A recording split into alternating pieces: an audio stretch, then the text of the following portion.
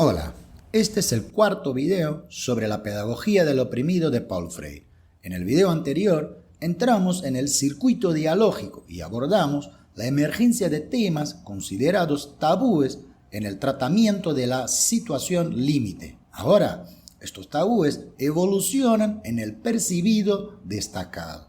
En este video también presentamos nuestras conclusiones, contrastando el complejo del oprimido con el circuito dialógico, en tanto síntesis analítica que ofrecemos del método de Paulo Freire. Una vez que estos tabúes son entendidos como tales, restricciones, limitaciones, el oprimido empieza a verlos como obstáculos a sus aspiraciones, a sus objetivos, transformándolos entonces en un percibido destacado, que es el cuarto elemento del circuito pedagógico freiriano. Este acto de destacar, de hacer un destaque sobre un tema, trata de enfatizar el carácter problemático de la situación experimentada por los oprimidos, para que entonces, en lugar de una situación límite, insuperable, se adquiera la percepción de un reto a superar. Al ser percibido y puesto en destaque, esos temas emergen como un punto de referencia sobre un contexto desafiante que debe ser enfrentado, un desafío destacado. La situación inicialmente enfrentada como algo dado, al ser percibida en sus diversas conexiones e implicaciones más profundas, se ve ahora como algo construido, hecho por los seres humanos. Y una vez que es algo hecho, construido, puede entonces ser resuelto, solucionado. Es decir, una vez que asumimos una situación como problemática, empezamos también a cuestionarnos sobre la necesidad de resolverla, sobre cómo llegar a una solución respecto a esa posición dilemática. Tal como lo dice Paulo Freire, lo que antes existía como objetividad, pero no se percibía en sus implicaciones más profundas, y a veces ni siquiera se percibía, sobresale, se desprende y adquiere el carácter de problema, por lo tanto, de desafío. Cuando el oprimido cuestiona su comportamiento como algo prescrito, él pasa a tener la posibilidad de organizar gradualmente un sistema de disposiciones para percibir y actuar en la búsqueda de sus objetivos. Esto significa una disposición a actuar en el sentido de influir en la estructura opresora, de construir sus posibilidades para elegirse como un ser auténtico, un ser para sí y no para el otro. Al tomar conciencia de la totalidad social en la que están insertos, los individuos hasta entonces inmersos en su realidad, poseedores tan solo de una sensibilidad vaga respecto a sus necesidades, emergen de esa estructura opresora, adquieren la razón de sus necesidades, dando un sentido a la realización de sus aspiraciones en el mundo. Eso se relaciona con elaborar un proyecto de vida, que no sea ser millonario o consumista, tener una zapatilla de Nike porque se ve en la tele, sino algo palpable y original, auténtico. Cuando el oprimido descubre al opresor, tiene condiciones de empezar a creer en sí mismo, porque reconoce que su sensación de inferioridad es inducida. Reconoce los aspectos que conforman la hegemonía y se da cuenta de que su capacidad de agencia sobre la realidad puede ser limitada, pero no es inexistente.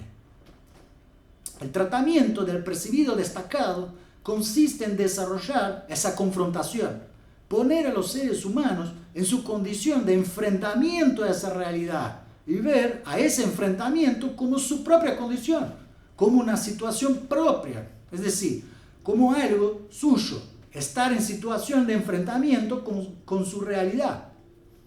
La incorporación de los antagonismos sociales no como un límite, un techo social, sino como un problema a resolverse, plantea la noción de la existencia de una frontera a superar. Ahora, esos límites aparecen como fronteras que separan dos cosas, la verdad del opresor y la autonomía del oprimido. Con eso, pasamos al quinto y último elemento del circuito dialógico, el inédito viable. Los impedimentos que se han destacado en el proceso aparecen ahora como una contradicción sobre la cual hay que actuar. La contradicción destacada no puede seguir existiendo sin que se haga algo al respecto. Eso ocurre cuando se establece una forma auténtica de pensar y actuar, es decir, pensar sobre uno mismo y el mundo al mismo tiempo, sin dicotomizar los pensamientos de las acciones.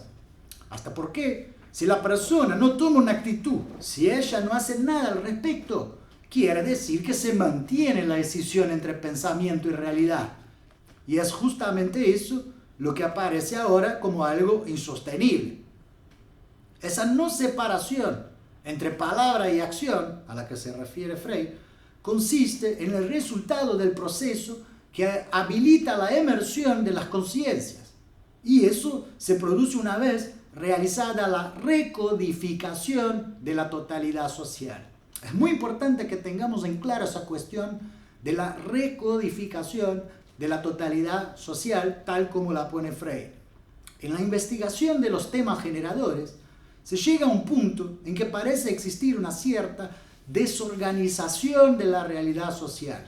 Esa desorganización, de hecho, es el resultado del proceso de desdoblamiento del tema en sus núcleos fundamentales, que son sus parcialidades, para que después se pueda volver a la totalidad, conociéndola mejor, tal como ya hemos mencionado anteriormente. La totalidad social, inicialmente codificada como una estructura rígida, inmutable y universal, es entonces descodificada por la comprensión de sus diversas dimensiones constitutivas.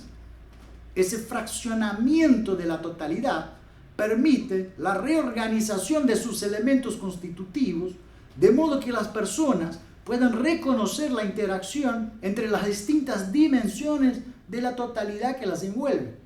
La totalidad, presentada por la cultura opresora como algo dado, es decir, ya codificado, es escindida en sus partes, o sea, decodificada para ser entonces recodificada a partir de la reorganización de sus elementos constitutivos, conformándose con eso una retotalización, que es la recodificación de la totalidad.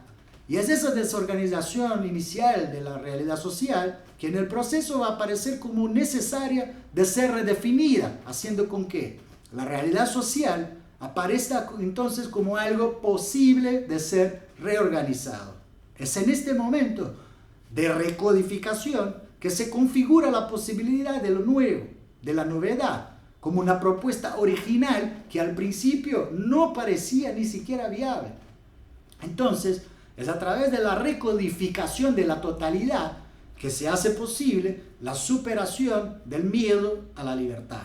El proceso tiene como su desenlace cuando la negación de una situación problemática existente se convierte en la propuesta de crearse algo nuevo, inédito hasta entonces para el grupo. En ese momento del proceso pedagógico, los mitos creados por la estructura opresora se conservan en la nueva estructura solo como espectros míticos de la realidad.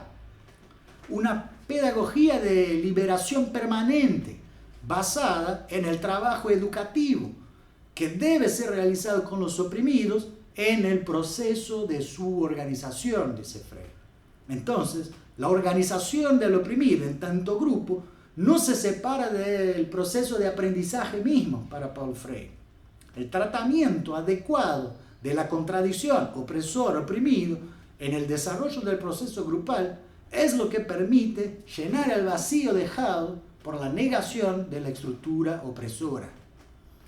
El circuito dialógico culmina con el surgimiento de una solución inédita, pero creíble para los participantes del grupo, estableciendo una especie de tríade entre problematización, desafío y compromiso a actuar.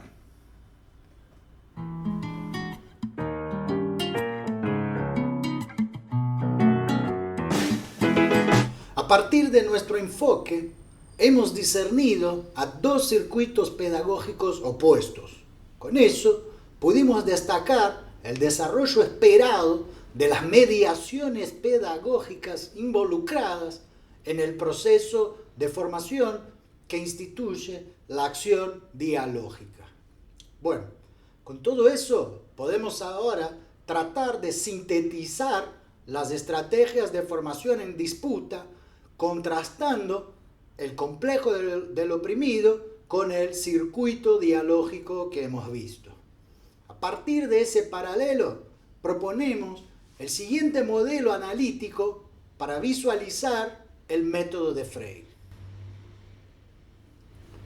Si miramos bien, vemos que para cada elemento del complejo de oprimido corresponde su equivalente en el circuito dialógico. La invasión cultural se empieza a romper con la discusión del contenido programático.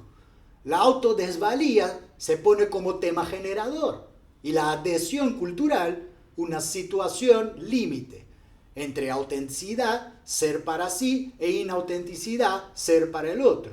O también el hospedaje del opresor, que aparece como un percibido destacado, su contracara. Finalmente, el miedo a la libertad se supera con el inédito viable. Entonces, desde este punto de vista, podemos ver la pedagogía del oprimido como una disputa entre estrategias formativas del capital y del trabajo, que se juega entre la resignación individual o el ejercicio de la organización colectiva. Y su resultado puede ser tanto la autodisciplina frente a la adhesión cultural o el surgimiento de una autodidáctica del ejercicio grupal, con la cual el oprimido puede apropiarse de una situación de opresión como algo propio suyo. La apropiación colectiva de una situación problemática vivida constituye entonces el inédito viable. La elaboración de un proyecto a partir de la percepción general de una frontera que se debe cruzar habilita una actitud organizativa encarnada por los participantes del grupo como un horizonte de éxito plausible. Y al buscar materializar sus aspiraciones, las personas del grupo van conformando mecanismos de reciprocidad que hacen prevalecer la percepción de que la solución al problema trazado no se encuentra en elementos externos a ellas, sino dentro del grupo, en su proceso de autoorganización. Entonces, vemos que el proceso de organizarse pasa a ser el sujeto del proceso de aprendizaje. Ese circuito de mediaciones culmina en la elaboración de una nueva disposición para pensar y actuar, justo lo que todo el esquema de invasión cultural trata de evitar. Pero si ese circuito se interrumpe en algún momento de sus mediaciones, la posibilidad de que los individuos se apropien de su situación se verá amenazada, porque eso significa que se ha debilitado la didáctica del ejercicio colectivo. Es decir, el esquema grupal puede estancarse entre las posiciones dilemáticas a enfrentar cuando el grupo desarrolla sus tareas. Por ejemplo, caso alguien se niegue a asumir las funciones asignadas por el grupo, prefiriendo delegarlas a un tercero en lugar de consolidar un mecanismo interno de autorregulación grupal. No olvidemos que, debido al carácter dual del oprimido, él siempre tiende a manifestar su ambivalencia al interior del grupo. La persistencia de una subjetividad oprimida al interior del grupo nos indica que se ha logrado solamente una resignificación parcial de la visión opresora, un desalojo ambiguo del opresor como ideal de vida. Entonces, entre los miembros del grupo existe una tensión continua entre resignación individual y apropiación colectiva. Es importante tener en cuenta que entre cada etapa del proceso son diferentes los niveles de percepción existentes entre los participantes del grupo. Son diferentes los significados atribuidos a la acción que llevan a cabo, aunque exista un objetivo consensuado entre ellos, que es resolver el desafío destacado. La existencia de diferentes niveles de percepción sobre la realidad puede conducir a diferentes formas de visualizar una solución al problema destacado. Algunos pueden resignarse a una solución individual, mientras que otros tratan de enfrentar colectivamente la realidad desafiante. Incluso una vez conformado el inédito viable, la apropiación de la situación vivida no significa necesariamente que el grupo sea plenamente consciente de sus atribuciones en la gestión de una situación problemática. Desde un punto de vista genérico, la conformación del grupo involucra una situación de permanente disputa entre consolidación y reversibilidad, ya que las estrategias formativas de la estructura opresora no dejan de tener impacto sobre el grupo, incluso después de instaurado el inédito viable. La disputa entre estrategias formativas supone, entonces, definir qué percepción prevalecerá sobre el carácter que el grupo va a asumir. Se trata ahora de hacer emerger una visión compartida respecto a su horizonte de éxito. Bueno, y con eso terminamos nuestra exposición sobre la pedagogía del oprimido de Paulo Freire. Espero que les haya gustado, muchas gracias y un beso de corazón.